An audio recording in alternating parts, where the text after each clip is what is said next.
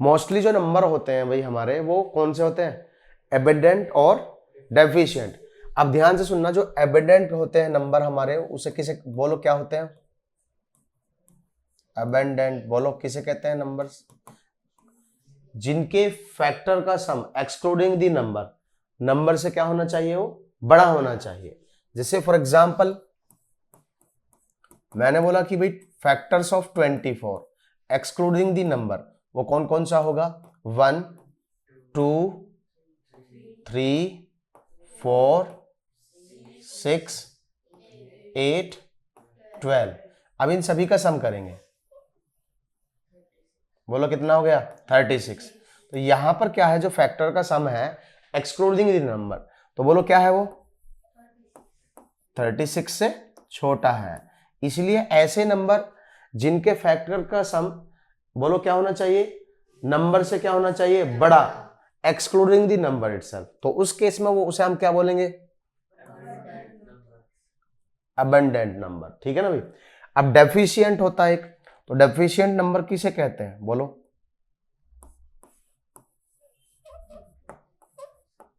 Deficient numbers, deficient number जिनके factor का सम excluding the number बोलो क्या होना चाहिए, छोटा होना चाहिए। फॉर एग्जाम्पल एक जैसे 32 लिया हमने, तो 32 के जो फैक्टर्स होंगे excluding the number means number को छोड़कर, तो बोलो कौन सा, 1 2 4 8 16। अब इन सभी का सम करो, किसके बराबर हो गया, 31।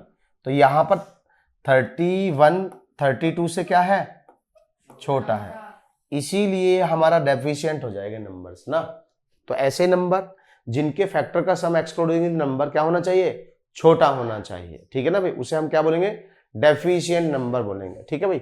चलो अब आपके मन में ये आ रहा होगा, जब बराबर होंगे तो उन्हें ही हम परफेक्ट नंबर्स बोलेंगे। ऐसे नंबर जिनके फैक्टर का सम एक्सक्लूडिंग दी नंबर क्या होना चाहिए, क्या, नंबर के बराबर होना चाहिए। चलो मैं इसको मिटा देता हूं। अब मुझे ये बताओ, परफेक्ट नंबर्स, परफेक्ट नंबर्स की बात करेंगे, अगर डेफिनेशन की बात करें तो क्या होगी, बोलो डेफिनेशन की बात करेंगे तो क्या होगी, sum of factors excluding the number किसके बराबर होना चाहिए tiger, is equal to number itself.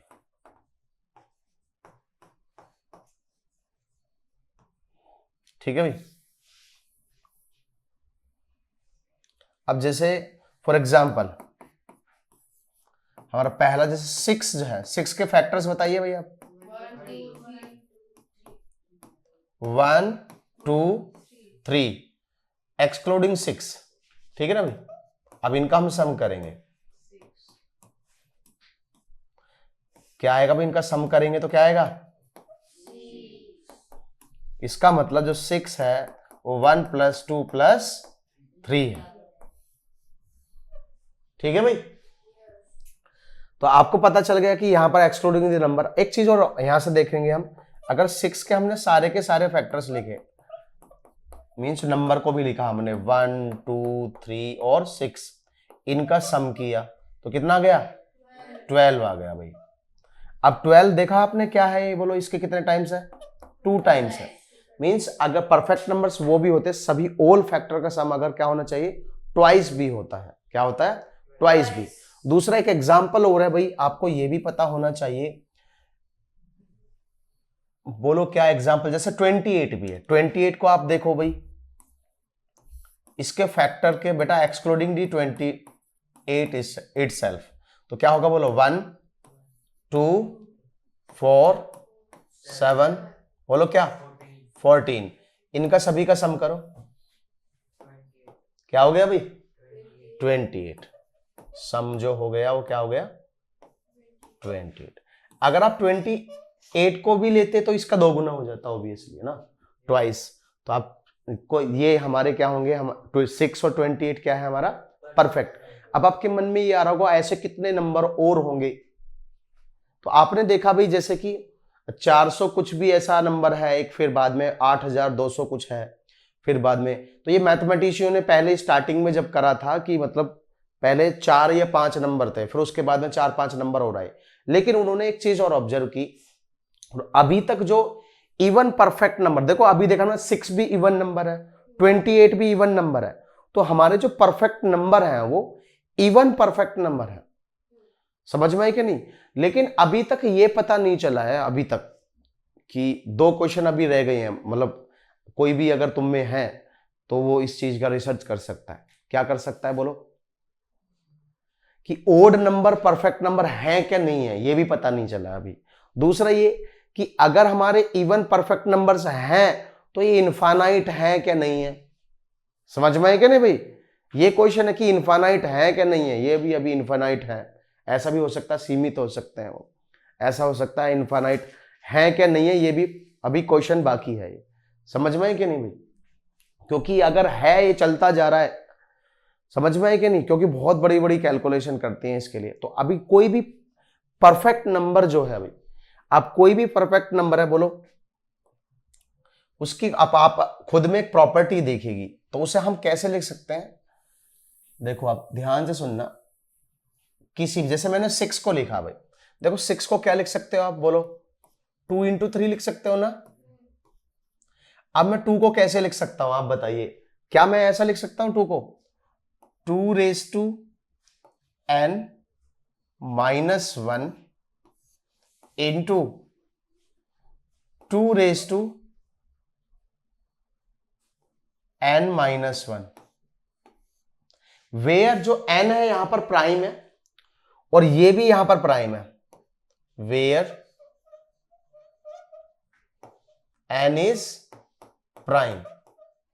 और बच्चों देखो यहां पर ये भी है ना, ये वाली जो चीज है ये भी प्राइम है,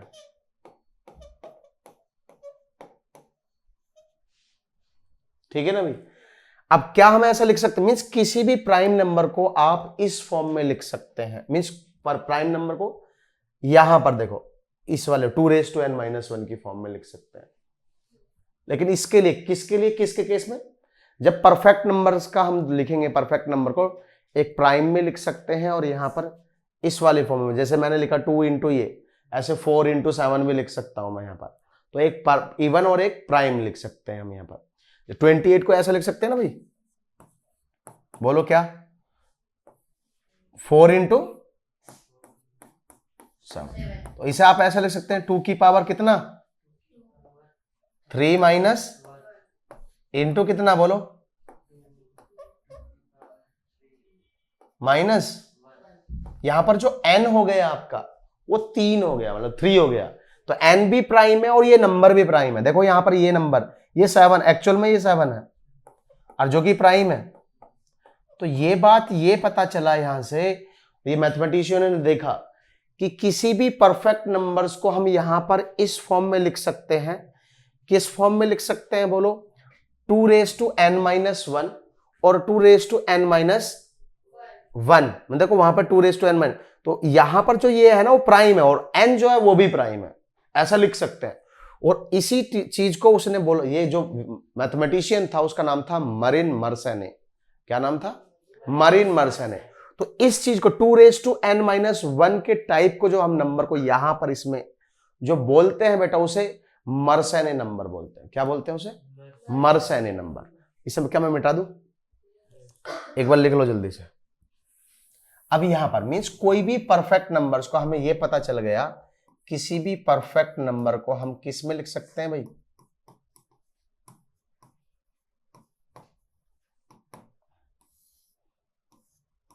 to raised to n minus 1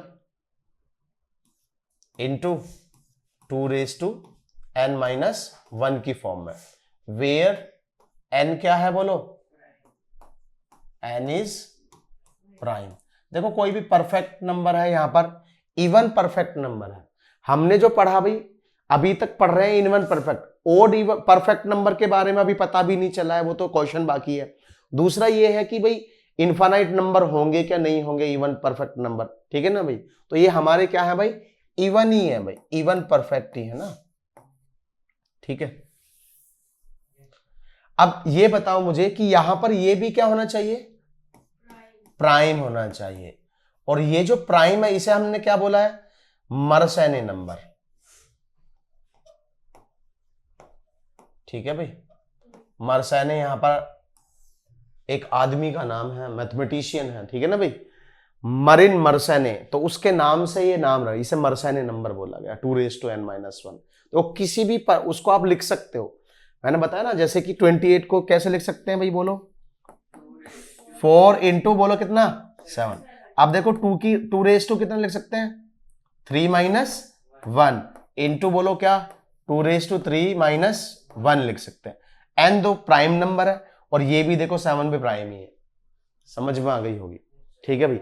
अब एक यहाँ पर ना कुछ प्रॉपर्टीज कुछ ने मतलब रिवील्ड की गई, किसके द्वारा, परफेक्ट नंबर्स के द्वारा।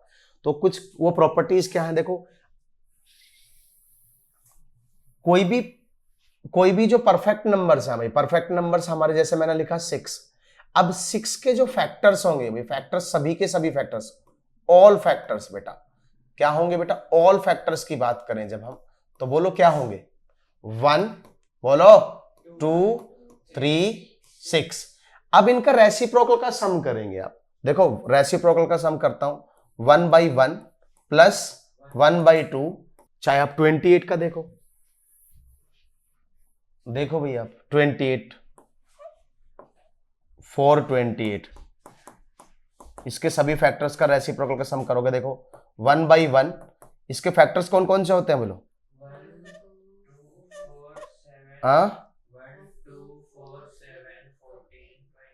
1 2 2 करेंगे, 2 का रेसिप्रोकल, फिर बोलो फिर 1/14 और 1/28। नीचे देखोगे आप एलसीएम क्या आएगा 28, ऊपर क्या आएगा 28 प्लस कितना 14 प्लस 7 प्लस 4 प्लस 2 प्लस 1, आप देखोगे सम क्या आ रहा है 56 डिवाइड बाय, तो रेसिप्रोकल का सम कितना आ रहा है 2 आ रहा है। तो आपको पता चल गया परफेक्ट नंबर्स के फैक्टर्स का, सभी फैक्टर्स का, ऑल फैक्टर्स का सम क्या होना चाहिए, रेसिप्रोकल का सम। तो रेसिप्रोकल का सम किसके बराबर होना चाहिए, 2 के बराबर होता है। ये सभी को समझ में आ गई आपको। परफेक्ट नंबर्स हैं वो ट्राइंगुलर नंबर भी हैं, ठीक है ना, वो क्या है ट्राइंगुलर नंबर भी है। तो ट्राइंगुलर नंबर के बारे में एक अलग से वीडियो बनाएंगे भाई, ठीक है भाई, ठीक है।